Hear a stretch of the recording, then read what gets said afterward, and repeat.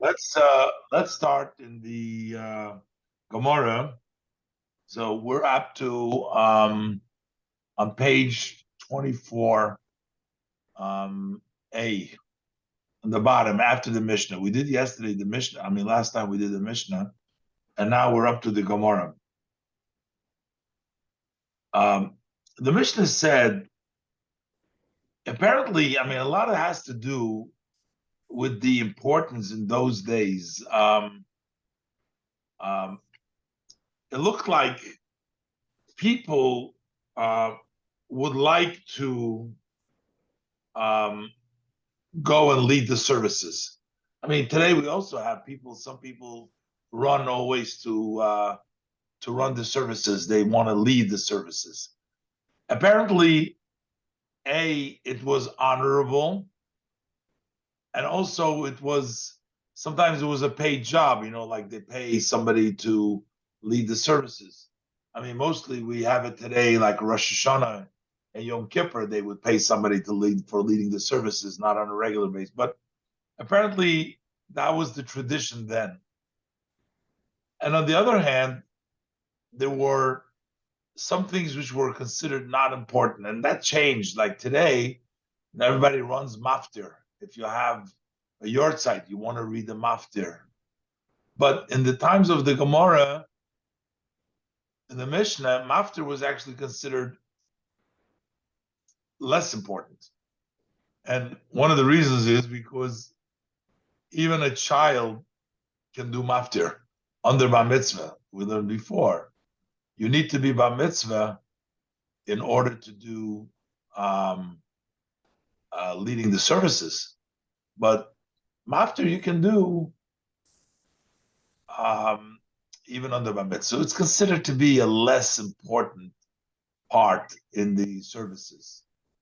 So it seems like what the Mishnah is saying, that the person who volunteered or did the maftir, because he took such a small, less honorable thing, or things that you don't get paid for, we're therefore going to also give him to do some of the other things.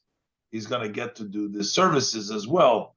So basically, we're going to pay him back for doing it. Let's see in the Gemara. Okay, so the Gemara says, this stands for my time. What's the reason? What's the reason that we're giving the Mishnah said that Hamaftir Benovi, the one who does the Maftir Benovi, who Poiris al Shema, he's the one that is going to be doing the Shema. Why? Why would we give the one who does the Navi? The Poiris al Shema, I explained, means the pieces before the Amida. That's the pieces of the Shema, the brachas that you do out loud, Kodesh, Kodesh, Kodesh, the different brachas that we do over there. He will get to do the Poiris al Shema. So the Gemara says, my time. What's the reason? What's the connection? Why is because he's doing the Navi, the Maftir bin Navi. So the Gemara says like this, two opinions. Rav Papa Omar Mishum Kavod. Rav Papa says, for honor. The reason we're giving the person to read, to do the Poiris HaShema, to do the other things that I mentioned over here, is because we want to honor him. Why would we want to honor him? So Rashi explains, Mishum Kavod, the reason we give him Lahavir Lifnei HaTeva, to get him to lead the services in front of the box, in front of the Amud. Why is that? Why does he deserve that? So Rashi explains,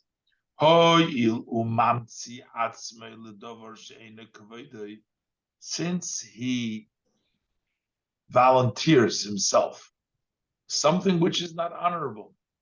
As we said before, to do the Haftorah, that's not an honorable thing. So a person who volunteers to do something which is not so honorable, tiknu loy zu lekavod. So that's why the rabbis instituted for him this, to get the Shema and the other stuff, to honor him, because he did for allowed himself to not to be honored. So therefore, they allow him to do something for his honor to Paris al Shema. That's one opinion. That's the opinion of Rapapa. Rapapa says that.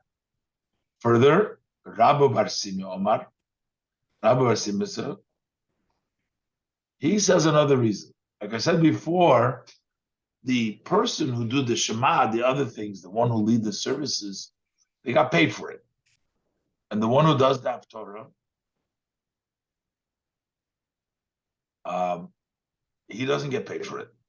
So if you're going to give it to a different person, he's going to say, oh, why are you making the money? You're leading the services and I'm not getting any money. So they will come to fight with each other. Because why should you get paid and I not get paid? Because they're going to come to make a fight if we don't choose them. Why? Rashi explains, this matter is going to come to bring a quarreling over there. It's going to bring a machlekes. Why? Because the guy says, Ani maftir, I take maftir, and I don't get paid. And you should go ahead and go before the box, and you should go ahead and get that. Why? I'm volunteering, and you shouldn't get paid. So, we said, you know what? The one who volunteers is going to get paid also. So the first one says it is given to him to honor him. And the other one says it's giving to him so that they don't fight.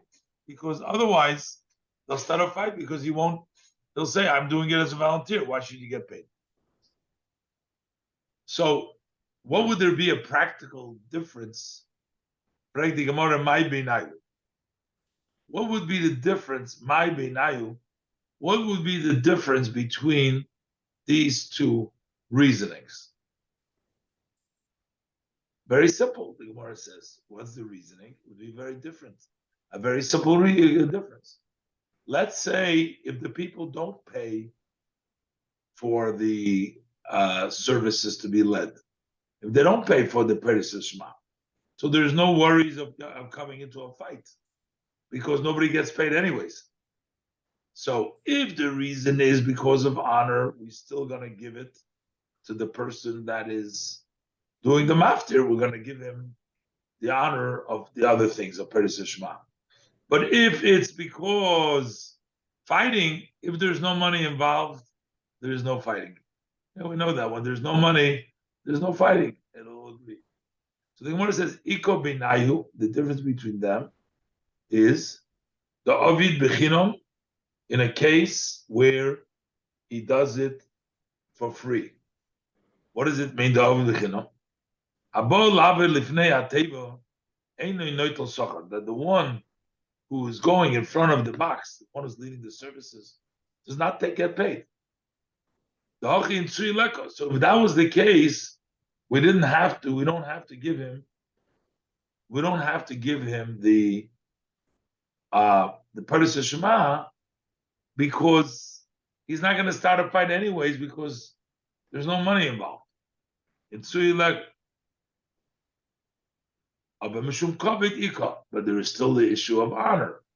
So if the reason is honor, we're still going to give to the one who did the Navi, we're still going to give him the Peris Shema because we want to honor him because he took something which is not as honorable. But if the reason is because you don't want him to fight, if there's no money for he's not going to fight anyways, so then we don't have to give the person that did the Navi, we don't have to give him to do the Shema and the rest of the stuff. So the Gemara is going to challenge it now from the Mishnah. So the Gemara Tanakh, take a look in the Mishnah. In the Mishnah it says, "Be'im hoyo koton aviv rabbi mal yodei." The Mishnah talked about what happens if the person who's doing the Haftorah is a minor, and we said before a minor can do the Haftorah, but he can't do the other things because you need an adult. So the Mishnah said either his father or his teacher, they will on his behalf, they will go up to do the davening. So they will lead the services. They'll do the Peres Hashema, the Eivra Fnei HaTeva, on the behalf of the Katan, his father, or the father of the Katan, or the teacher of the Katan. The Gemara thinks that by a child, there is no such a thing as fighting. His Katan is not going to fight if the other one guy gets paid. It doesn't apply. So the Gemara wants to prove from this that the reason is really honor. Because if the reason is fighting, it doesn't make sense by a child. The Gemara says like this. This is explaining the question. If you're saying that the reason why you honor and give the one who did the Navi, you give them the Peres Hashema and the other things, is because you don't want the start fighting and saying, I'm volunteering, you're getting money for it. But if it's a minor, Katan Bar Nitsuyehu, is a Katan fighting, I mean, Katan is not going to be fighting. So it can't be, he's trying to prove it can't be that, like the reason is of Rabbi Bar Simi. He said that the reason is because they're coming to fight. He says if they're coming to fight, that would not apply to a Katan because there's no fighting there. So he answers back, Elamai Mishum Kavod. So what are you going to say? It's because of Kavod? That's the reason. But Katan Bar Kavodu, same argument. So even if it's Kavod is not honor. He's not going to, we have to go give honor to a Katan because he did the Haftorah. He's not an honor. Somebody needs to be given honor to. How could you say that it's because of the honor? So you have a problem either way. The Mishnah says that it would apply to a minor also. But what kind of fighting is there? Or what kind of an honor is there by a Katan? Ella, so therefore you must say, Iko Kovid Aviv Kovid Rabbi. It may not be the honor of the minor, but it's the honor of the father. It's the honor of the teacher. So the reason we're, according to the Mandama that says he's going to read because of the honor, it's going to be the honor of the father or teacher. So you might as well, you can also say, Iko Nitsuya Aviv Nitsuya Rabbi. It can also be the fighting of his father, the fighting of his teacher. They're going to say, look, my son is doing it for free, and you guys are getting paid for it. So they could, in other words, they don't have to the Katan doesn't have to be the one fighting. His parents could be fighting. And the same thing, just like with honor.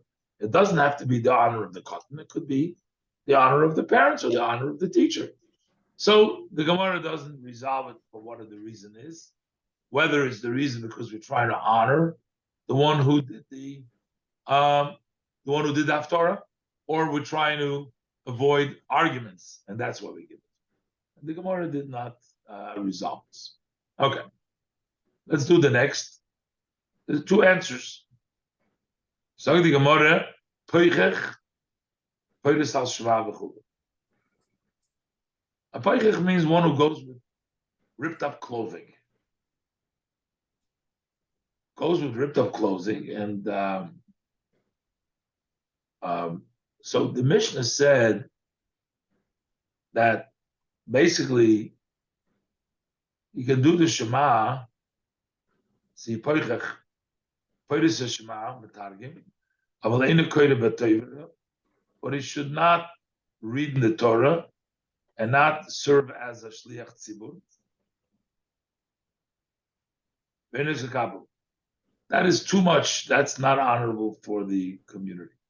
So there's sort of a compromise between, we're saying that he can read the Shema, he can do the Shema Metargim, but he can't do the other things. So the Gemara wants to know what happens if the Poichech is a Katan. If he's a minor, the one who is not dressed properly is a minor.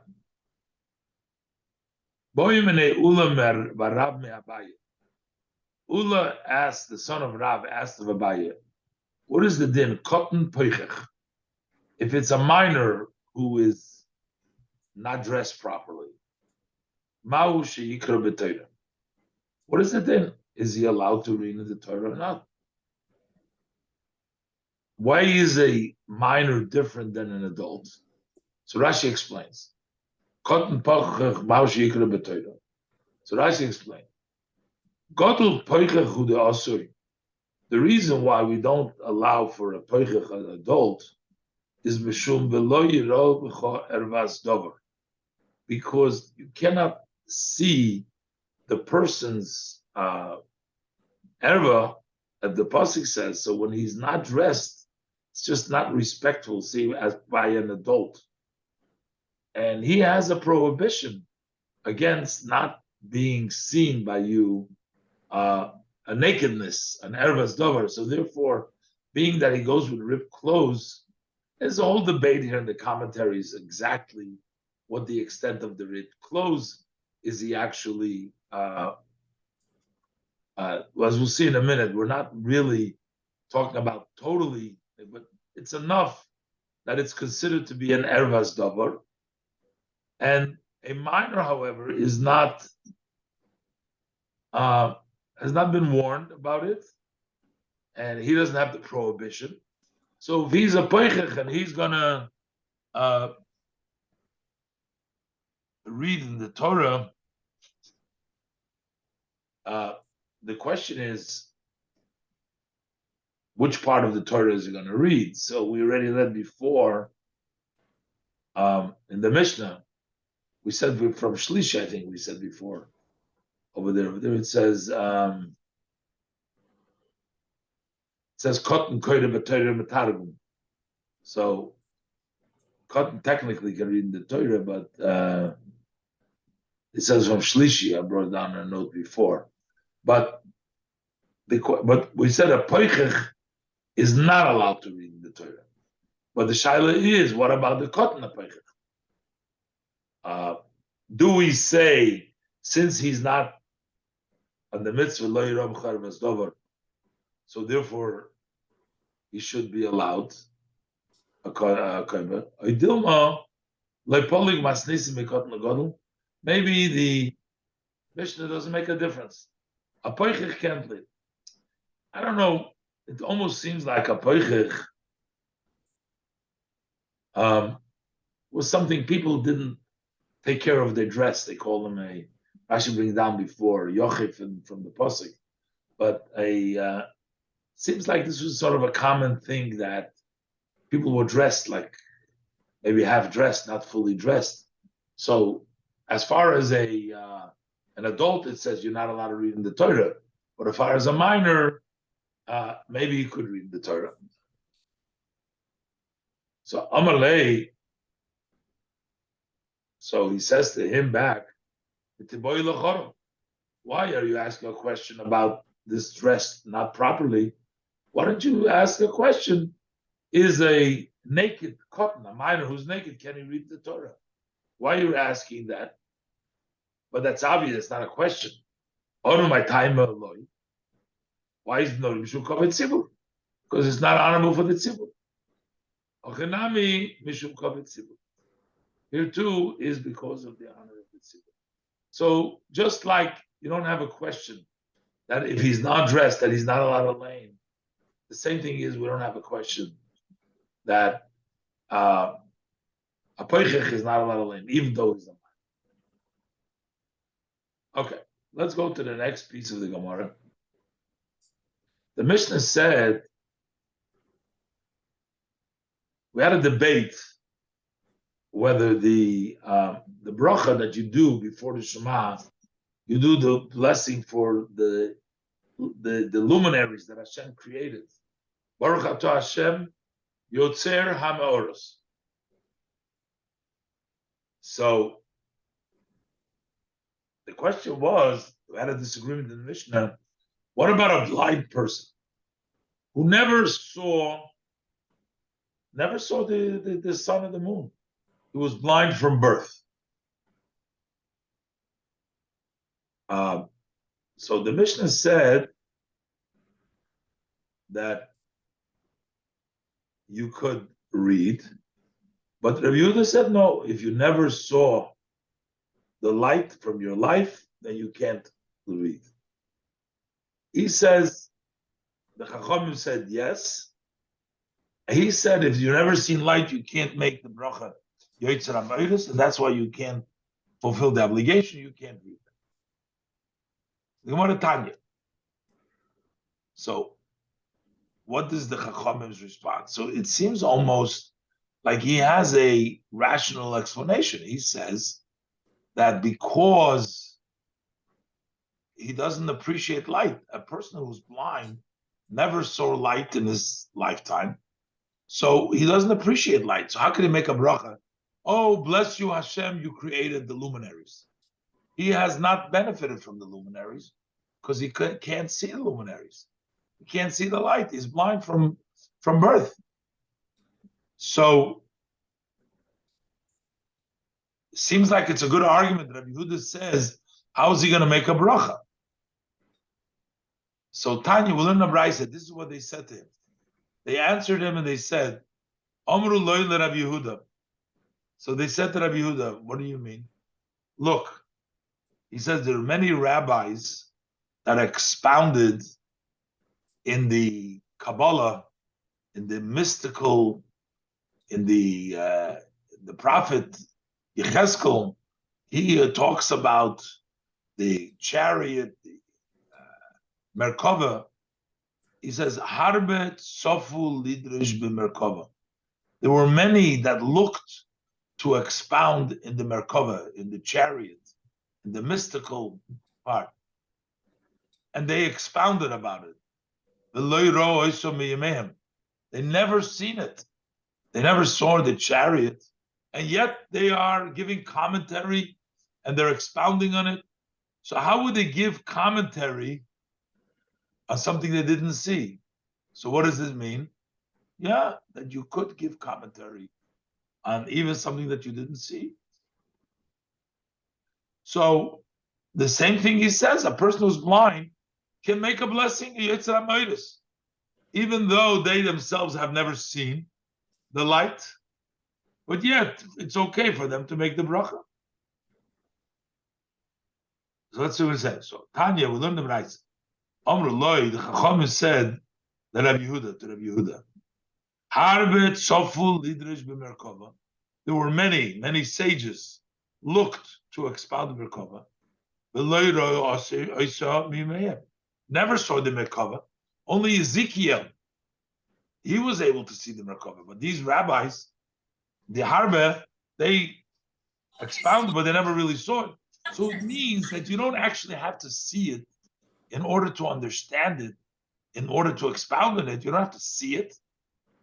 So the blind person doesn't have to see light in order to appreciate light. So Rabbi Yehuda says, no. That's not a good argument. He says the Merkava, talking about the mysticism, talking about the Kabbalah and the secrets, the esoteric part of Torah. Over there, you just got to understand it's up to your heart to comprehend something. But light is physical. We're talking about enjoying light. If you're blind, you can't enjoy light. Intellectually, you can enjoy an idea. You can know the esoteric part of Torah, but you can't enjoy light. You can't make a bracha on light. You didn't see light. So this is Rabbi Yehuda is arguing back. He said, Hossam, in the case that we're talking about, in the case of Merkava that you brought down, Bavnato de Liba Talia Milsa. Over there, it's up to the understanding, the Binas Halev, your understanding of your heart, it hinges on. When can you don't have to see the Merkava if you figure it out, if your heart understands. He's intention and he knows. So he can expound without seeing the Merkava. But Hocha, in our case, is Meshum Anohu. In our case is because, why are we making a blessing for the light? Because you're enjoying the light. But if you're blind, you can't enjoy the light. But in our case, Meshum Anohu, that is because of the pleasure. enjoyment. If he's blind, he doesn't have a noah. We're not making a bracha. When you're trying to expand and you say that you can figure things out without seeing it, that's fine. But here we're trying to say you're making a bracha for the light, that you're not enjoying it. And the Gemara is going to explain that even a blind person enjoys and benefits from the light. So the Gemara says, "V'Rabbanan." What are the Rabbanan going to say? Why do they say that you can make a bracha, even a person who is blind, when it doesn't seem like he can enjoy it? And the Gemara says, no. Islay Hanoah Rabbi Yossi, even a blind person has a benefit, enjoyment from the fact that there is light. Even though he doesn't see it, but he's still benefiting. How? The Tanya Om Rabbi Yossi. Because we learned in Rabbi Yossi said, Kol Yomai, basically Rabbi Yossi is going to say, when there's light out there, so other people can warn the blind person that he shouldn't trip or fall into a pit or something like that. So the light benefits the blind person as well. But he's going to bring it out of there. So the light is a benefit to the blind person. But he says it as follows. He says, all my days, kol yomai, this is Rabbi Yossi saying, I was in pain for the pasuk. I didn't understand. The pasuk talks about the rebuke of the Yidden, and the portion talking about in I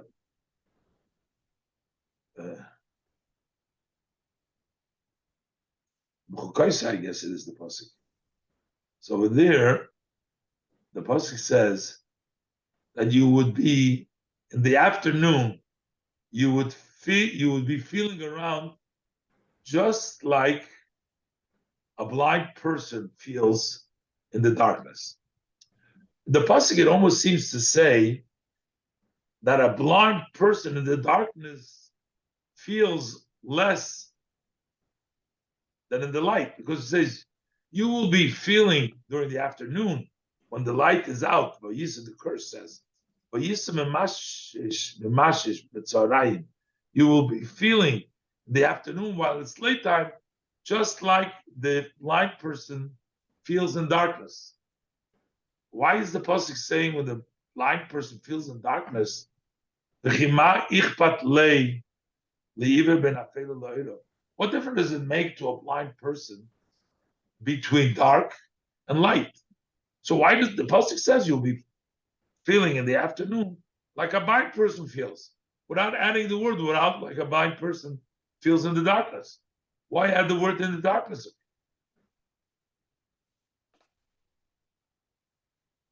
So he says, I never understood the pasuk.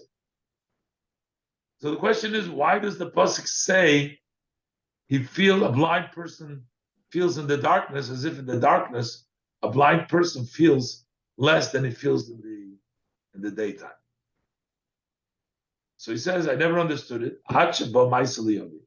till something happened. A story came to my head.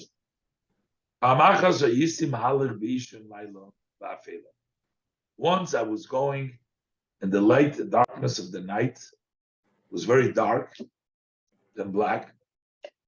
I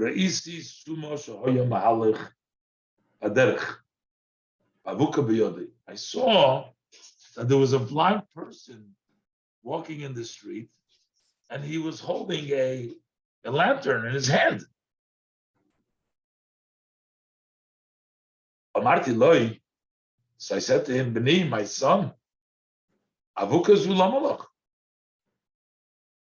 why do you need this lantern? He's a blind person carrying a lantern. So he says to him, why do you need a lantern? Amarli, he answered to me, Kozman shavuka b'yadi, for as long as I have this lantern in my hand, b'nei odom roin oisi, so people see me. And they, umatzilin oisi, min hapchasim, they protect me from the pits, Umin hakoitzim, the thorns. Umin habarkonim. It's another kind of sticky, itchy kind of sticky like thorns. So there's other people. So when I'm carrying this, so then the other people can protect me. So what do we see from here? From here we see that I may not be able to see the light myself, but the fact that I'm carrying, the fact that there's light outside and I'm carrying light, that helps. I'm assuming, just like he was carrying the lantern, the same thing is true with the sunshine. There's out there. Other people can protect him because other people can see. So basically, what other people see helps him as well. So therefore, he can make that as well. He can make it. Okay. Let's do the next Mishnah. We're talking now about a kohen. A kohen, when they do the Nesias Kapayim, one is not allowed to look at the kohen when he does Nesias Kapayim. In yeshiva, they used to say this riddle that when you look at the kohen, if he while he's duchening, God forbid you get blind, and if you look at him a second time, then you lose your hearing. Problem is, if you're blind, then you can't lose your hearing, you can't see him a second time. But anyway, that was just a joke in the yeshiva. They used to say that. But anyways, it says that the kohen, you're not allowed to look at the kohen, and therefore we want to make sure that the reason is because the divine is by the kohen when he duchens. There's the Shekhinah is over there. You're not allowed to look at the Shekhinah. But a kohen who is like a little bit out of the ordinary, people will be looking at him, and we don't want him to do Nesias Kapayim. Let's look at the Mishnah. So the Mishnah, kohen sheyesh biyodov mumim, a kohen who has defects on his hands. Lo yiso eskapo, he shall not raise his hands. Basically, not do Nesias Kapayim if he has some blemishes, defects on his hands. And Rashi explains, what does that mean? Rashi, kohen sheyesh biyodov mumim. Why? Lefi sha'om mistaklim boy. Because the people look at him, and they look at him. So if you have a mum, they'll look at you. And this Gemara says in Masechet Chagiga, "Mistakel b'kohanim b'shor shenoisim eskapeiim." If a person looks at the kohanim when they're raising their hands, ain't of chaos. His eyes dim, and the reason is the Shechina rests on their hands when they make the brichas kohanim. You're not allowed to look at the Shechina, and if you look at the Shechina, your eyes dim. So in any event, Chachamim don't want you to look at the kohen, and therefore they're saying a kohen who has defects, and inevitably he's going to attract attention to his hands. So it says lo yisas kam. Okay. Rabbi Yehuda says further, Af mi shehoyu yodov tzvuos stis. Also, a person whose hands are colored stis, that's a colored. Rashi brings the French word for it, krug. Also, lo yisas kapo, should not raise his hands. Because the people look at him. So he shouldn't also do it. So he too shouldn't do it because, so whether you have a defect or if your hands are colored, also lo yiso kapu. And the reason is, they look at you, and then they'll look at the Shechina, and their eyesight will dim. We're not supposed to do that. Okay. Do the Gemara. Where are we saying that he has defects, lo yiso kapo? Where are the defects located? So, Tana, we learned in the Braisa that mumim sha'omru, that when we said that you have the defects, it's talking about in three places, befonov, on your face, your hands, and your feet. What about your feet? Because we know the Kohen has to remove his shoes. So if he has a defect in his foot, also he will attract attention. I'm not sure they're not going to look at that. They'll just look at the Kohen. Maybe they'll look already on his hands and look to the Shekhinah as well. Let's do the Rashi. Ponav Yodav Raglov. So Rashi, why the feet? So Rashi, Anoisa is Kapov, the one who raises his hands is Choyletz the Olav. He takes off his shoes. The Tanya in Soitav Mem, if there is a defect over there, Yistaklu boy. So then they would look over there, they would look at the person. And that's, as we said before, once they start looking at him, although the skin is by the hand, we don't want to look at the hand. But once you're going to start looking at him, you're going to look also in his hands. So then you'll be looking at the Shekhinah. So that's why he should not, anywhere, whether he has a mum in his face or his hands or his feet.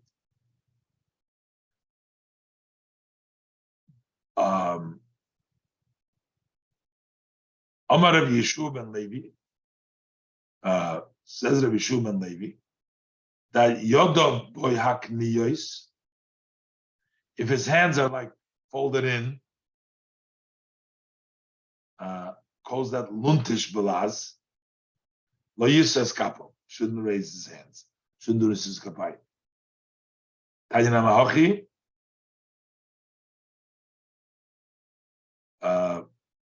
we also learned some right. Yodov boy hakniyos, lo yisas kapo.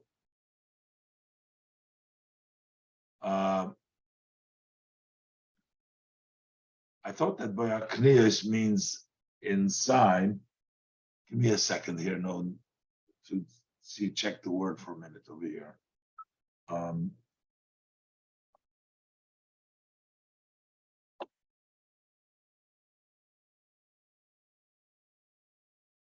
Okay, so over there, the way they teach it is again, bohakniyas means white spots on the hands. So and akumois, Rashi says kufufois, that would mean bent inside. The Ran says bent backwards somehow. Akushes would mean sideways, deformed. The bottom line, deformed. People look at it. It's a deformity of the Laisa Escapo. All these things will cause a person to look at them. Further, Omar Abasi says Rabasi, Chifani Ubishani. Chifani means those who live in Haifa. Chifani. Ubishani means those who live in Beit Shan. They would stutter, and they weren't able to pronounce correctly. Don't bring them up there because people will be looking at them. Orabasi Chifani Ubishani. Rashi Chifani Ubishani. Kohen Shuman Shechaifa. If he's a Kohen from the people of Haifa, Uma'an Shebet Shan, Megamgimin the Lashonamein. They are Megamgim, their stutter or their language is not good. Lo Yisas Kapo should not raise his hands. Tanya Namehochi, we'll also learn so in a Raisa. Ein Meridin Lifnei Hateva, that you cannot lead the services. Loy Anshe Beit Shan, not the people of Beit Shan, like we said before here. Loy Anshe Beit Haifa, not the people from Haifa. Loy Anshe Tivonim, and not also the people of Tivonim. Mipnei shekoirin la'alfin Einin ula einin alfin. They are not clear. It doesn't really mean stutter, but it means they No, in the Ashkenazim, we can hardly tell an aleph from an ayin. They sound the same way. But in the Sephardim, there you can tell an ayin is a deeper ayin. It's a deeper, comes from inside more than an aleph. It's there's a difference. But they would pronounce, they're sounding the aleph like an ayin of aleph. Rashi says,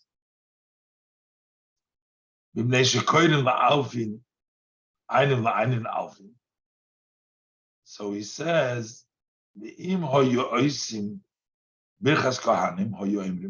so if you would allow them to do Birchas Kahanim, how they would say, instead of Yo'er Hashem Ponov, Yo'er with an aleph means Shem shall shine his face. But they will say Yo'er with an ayin, Yo'er, which means Hashem should wake up his face, meaning that would be the Lashon Klolo. That is a language of Kololo. Because the word Ponov doesn't necessarily mean. Ponov can mean also a face of anger. Ki yesh ponim, she is partial Lashon Kas. Sometimes ponim means anger, face anger. Kimoi, like we find in the Pasuk, Ponai Yelechu. Hashem says, my face will go.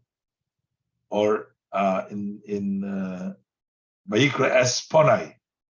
And over there, B'targiminom, we translate Yas Rugze, my anger. So that's one thing. So when they would say Yo'er, instead of with an aleph, they will say Ya'er with an ayin, and they will say, may Hashem arouse his anger on you. So that would be a klola.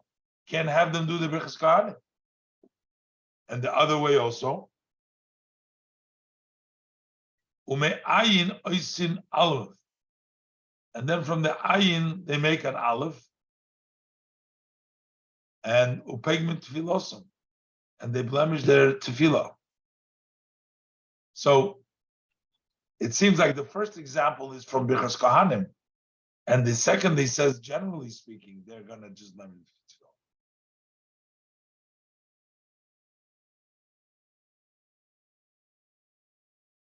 So the Gemara asks, but we find in the Gemara in Brachas, Udamrinon, the Beit Rabbi Lezer, Kurfin Alfin, Ein Lein Alfin. So over there, it seems like even the house of Rabbi Lezer, they would do that. Over here, we're saying apparently it's not acceptable. Over there, the Gemara says that in the Shiva Rabbi Lezer, they would call Alfin, Ein Alfin. And the Gemara said that's by a drosha. It's different. When they expound, they used to speak with Aleph and Ayin. They used to expound in that way. But to daven and to do the Birchas Kahanim, they shouldn't let them lead the services.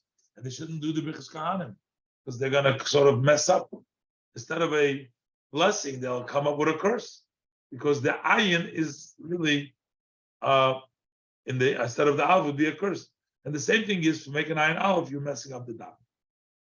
Amar lei Rab Chia Rab Shimon bar Rebbe says Rab Chia to Rab Shimon bar Rebbe, he gave him an insult. Rab Chia says Shimon, son of Rabbi Nossi, Ilmale Atta Levi, he says, had you been a Levi, they weren't Levim, they weren't from the tribe of Levi. But he says, had you been a Levi, he's telling him, you would not be able to go on the platform to do the duchening. Why? You have a thick voice, and you would not be allowed. Your voice is not good enough to go on the duchen for the Kohanim. Rashi explains what means Avi Kolach. The Tanya Ba'Kol Shachtim, we learn in the Gemara Kol Shachtim, in Chulin Dachov Dalam Aleph, that Bishila Bebeis Elamim Halvim Nifsolim B'Koil. That in the Mishkan, when the Mishkan was in Shiloh, and in the eternal Beis Hamikdash, the Levi would be disqualified if they didn't have a normal voice. He's telling him, you don't have a normal voice. He's telling him. Rav Chia is telling to Rav Shimon, the son of Rebbe, that you would not be allowed to go on the duchen if you were a lady. Also, Amalei Labo, he came and he told his father what Rav Chia told him.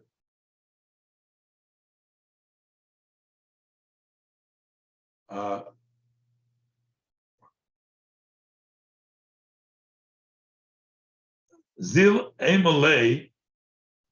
So his father tells him, go tell him,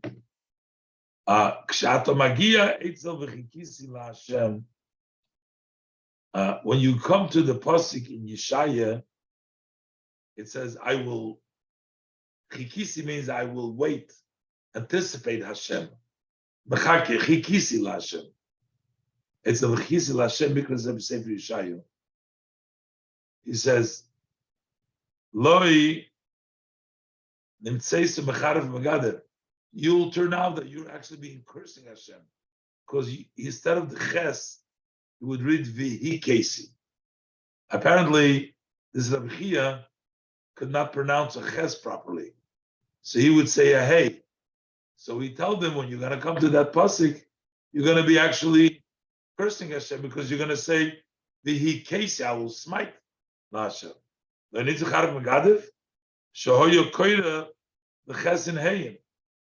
nira koimer, it seemed like he said vihi kesi.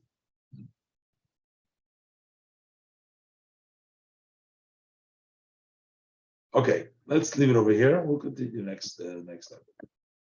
We'll do something about the parsha. Okay, we're going to start from here. All right, so this week's parsha, what we're going to do by Yechi, something a very interesting lesson from the Rebbe, the parsha. It's a little confusing. The role that Reuven had, the role that Yehuda had in the sale of Yosef. But in this week's parsha, when Yaakov is blessing his children, so Reuven actually gets rebuked. And Reuven is told that he's losing. One of the things, I want to talk about one thing, he was losing his kingdom. He was supposed to be king. And later on, the pasuk says, Yehuda is going to be the king. We know that the house of David comes from Yehuda. Mashiach comes from king house of David. All the kings, the real kings of Israel, come from David. But initially, the one who was supposed to have the king was supposed to be Reuven. Because Reuven was the Bechor, and as a firstborn, he was supposed to have the extra privileges. He was supposed to be. Reuven ended up losing three things to his brother. He was supposed to be the high priest, also supposed to be a Kohen. He lost that to Levi. The Levites became. Supposed to be a king. He lost that to Yehuda. And also, his tribe was supposed to split into two, and that he lost to Yosef. Yosef split into Manasseh and Ephraim. He ended up losing. He still retained, according to Rashi, he still retained his Bechorah as counted first and honored as a Bechorah, but calls him a Bechorah. But I want to talk about just this particularly to try to compare what took place with Reuven and Yehuda. What is Yehuda getting credit for? The father tells him, I'm giving you you deserve. What did Yehuda do? Let's talk about one thing, what he did. Let's talk about the brother Yosef. So what happened with the story with Yosef? Originally, when Yosef came to visit his brother, when the father sent him, so the brothers said, let's kill him.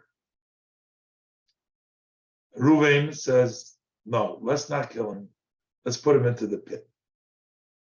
Pasuk said he had in mind later on to come back to take him out and bring him back to his father. And what happened was that his father later on,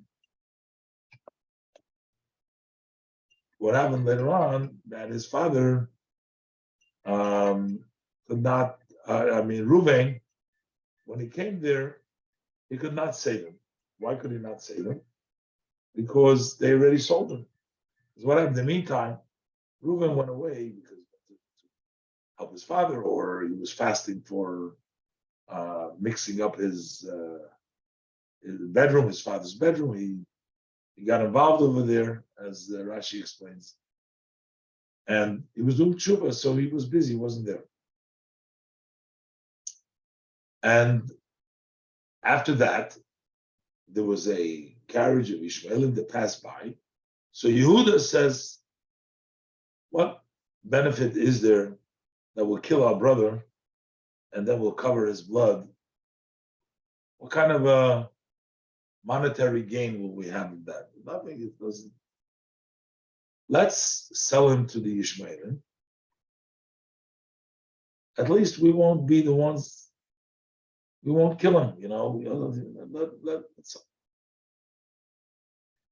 So Yehuda gets credit at the end, saying that he saved Yosef's life. Now, Yosef went through a pretty hard time till he was saved. He was sold to Potiphar, he was put in the jail, and from the jail he was later, finally, till he became the secondary to the king, the vice later on. But we consider this a privilege, we consider this a merit for Yehuda. He saved Yosef's life. Now compare that to what Reuven did. Reuven actually had a mind to bring him back to his father. He's the one that says, let's not kill him. Let's put him into the pit. He missed out because now we know the pit also had snakes and had scorpions. It was a dangerous place. It wasn't but apparently Reuven didn't know about it because he didn't want to kill him. Or he was sure that they're not going to be able to hurt him. He has a source. But the bottom line is, he had a mind to save him. So how come Reuven loses his? And Reuven did tshuva all the time, as we see. He made the other mistake before he did tshuva. He all the time was he felt bad for what he did. This was many years later. He always was still repenting. And then he loses the kingdom and the priesthood, and it's given away to Yehuda, to Levi, to everybody else. A king, especially. So there's two. We have to distinguish between what a person is and then what a person does. It's who you are as a person, and then there is what you do as a person. So when we are considering who was a greater level, greater tzaddik, whether it was Reuven or it was Yehuda, maybe Reuven was a greater tzaddik than Yehuda. Felt bad, he did tshuva, he wanted to save him. The bottom line is, Reuven missed the boat because Reuven was so busy with his own teshuvah, with his own fasting, with his own self, own level, that when it came the opportunity to save his brother, Yosef, he wasn't there.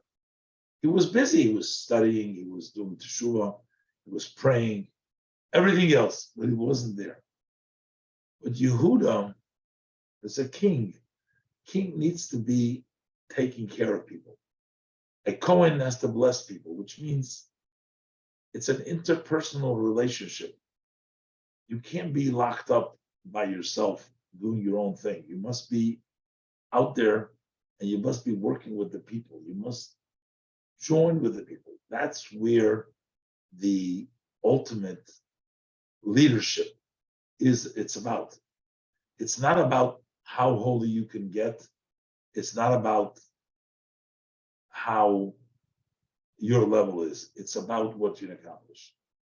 But Yehuda's case is, maybe Yehuda wanted to make money, maybe had intentions. We're not going to look into that. The bottom line is, we look at, he went and saved his brother from the situation he was in. Why he did it? Did he want to make some money on it?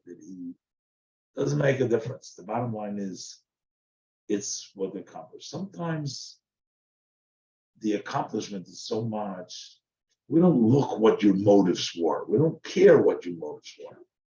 You know, there's a lot of people that do things for wrong motives, but as long as they do the right thing, we're going to commend them what they do. Some people have ulterior motives for a million different things. We celebrate what they do because a king, a kohen, they have to give. So when we talk about, if you want to measure who is a more distinguished person, maybe Reuven was a more distinguished person than Yehuda. But when it came to practice, who was the one that saved Yehuda's life, Yosef's life? Who's the one that did the action when it was needed? That was it. Rabbi says a lot of times we get busy. We want to learn Torah. We want to do mitzvahs. We don't want to go out there helping somebody else who we need to do because we're too busy with ourselves. We are concentrated. We're concentrating and we are focused on our own wholesomeness. But the truth of the matter is that we need to be there for other people because that is the way that we really fulfill Hashem's intention of making this world a world that works where we're there for each other. And therefore, Reuven retained his bechorah, his honor of bechorah to a certain extent.